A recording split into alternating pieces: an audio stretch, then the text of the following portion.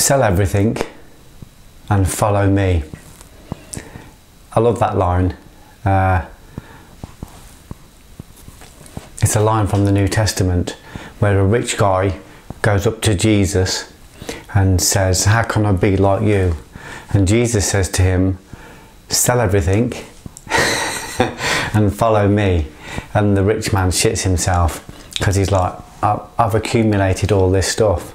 I've accumulated all this wealth, all this property, all these riches. I can't just sell everything and follow you.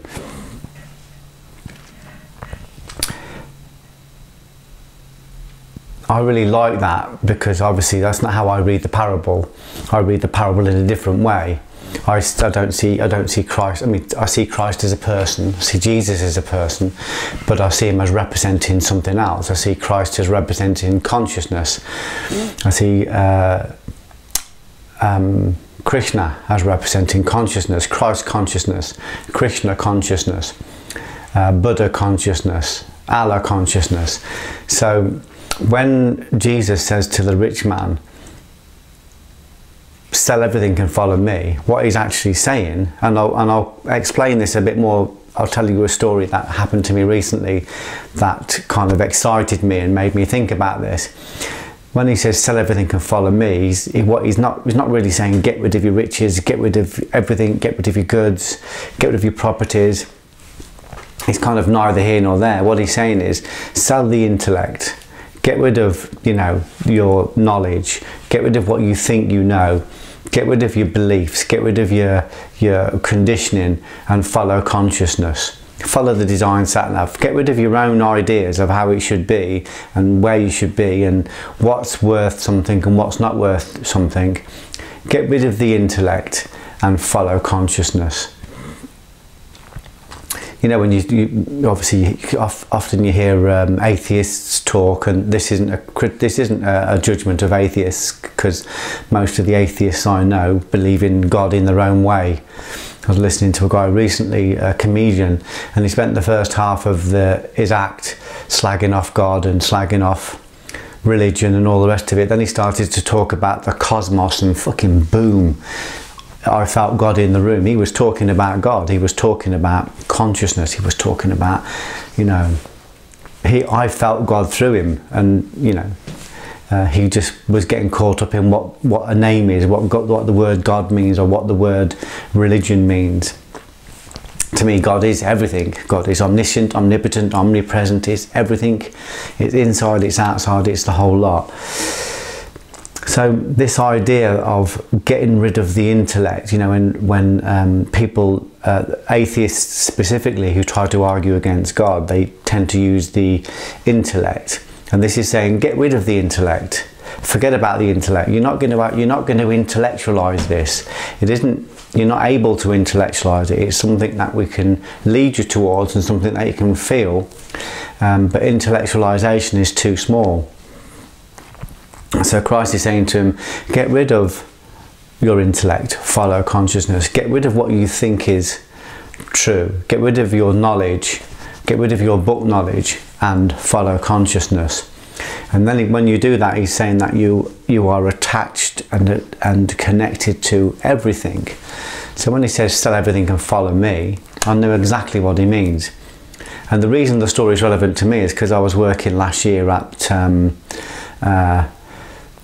the National Theatre workshopping a play with some friends of mine.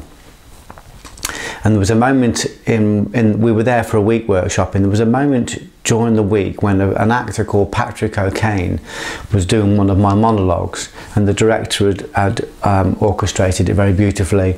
And this actor is very established, very strong actor. And the way she'd orchestrated the direction and the way he read the words, which was different to the way I'd written them. I'd written them with an intention, and he'd found the subtext. When he read the words and he did this movement with the words, it was just beautiful. And I remember watching it and feeling like a whole void had opened up and the world disappeared. And I felt a connection to divinity. I felt a connection to everything. And this voice in my head said, Sell everything and just follow this. Get rid of everything and just follow this. And I knew exactly what it meant. I knew exactly what it meant. He said, anything that distracts you from this bliss, anything that distracts you from this connection, get rid of it.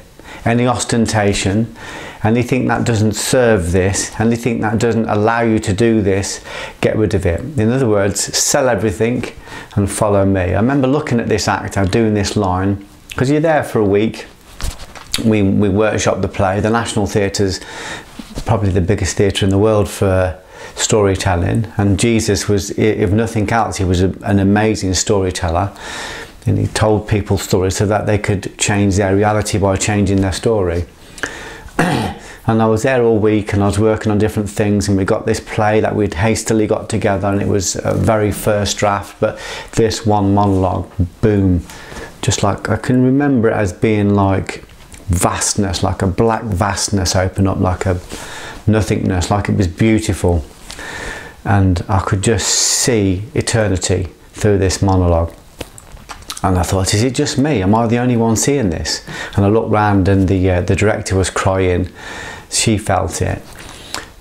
Sell everything and follow me. And when I left the National Theatre, it's on the South Bank in London, I walked across Westminster Bridge, and I stood over the Thames looking at Big Ben, and looking at the wheel, and looking at the Houses of Parliament, and I just thought, yeah, sell everything, get rid of everything and just do this.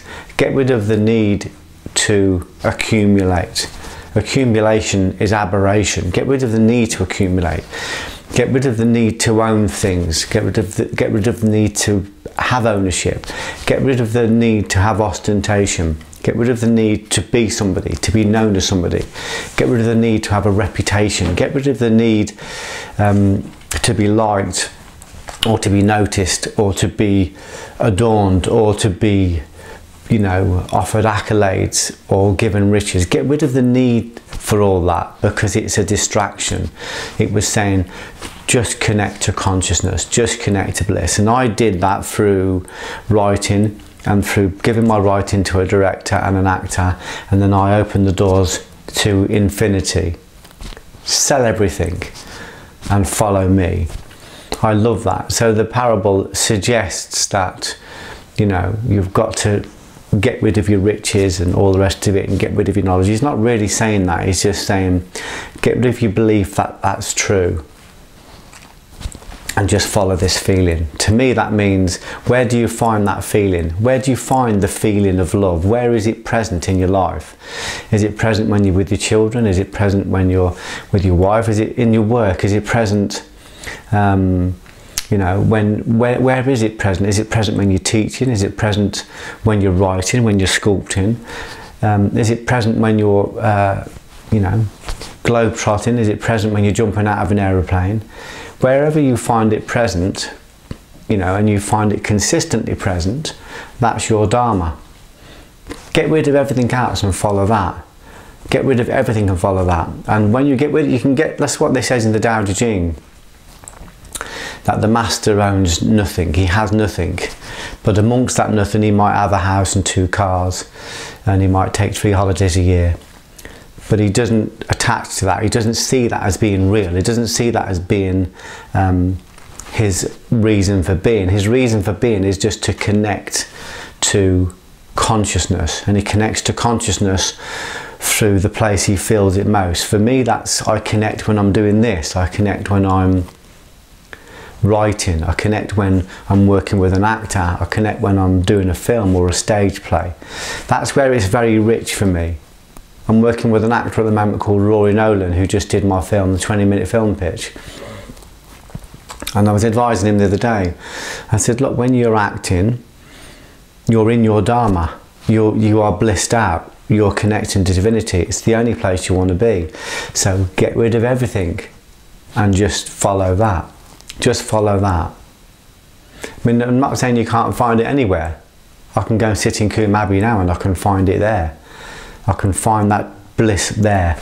I can find it when I'm lying in bed with my wife and I'm combing my fingers through her hair. I find it there. I find it when I'm with my grandkids and they're running I'm in Costa and they're running at me going, "Grandad," you know, I love that. It's everywhere. It's everywhere. But I would suggest that there's one place in your life where it is very consistent, and I'm talking again about your work and the things that you aim to do.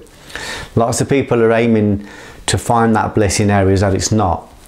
They're aiming to find it in riches. It doesn't exist in riches. They're aiming to find it in accumulation. Accumulation just shrouds it. You just find it in the simplest places. You find it by being present, but mostly you'll find it by being really honest with yourself and saying, where do I connect? Where is it that I really connect? Not where do I think I connect? Where do I connect? When I put a piece of work down and I connect, I feel it. I feel that richness running through my whole body. So when I was at the National and Patrick O'Kane did this monologue, boom, get rid of everything and just do this. Get rid of everything and just tell stories. Get rid of everything and just fix cars. Get rid of everything and just teach. Get rid of everything else. Get rid of all the ostentation and just do that one thing. So I love the idea of selling everything and follow me. Follow consciousness. Don't follow the intellect. Don't follow the ego. They're good servants, but they're very bad masters. They'll lead you to the wrong places. Follow the feeling of love and place yourself in that, and then orchestrate your life so that you're in that place all the time.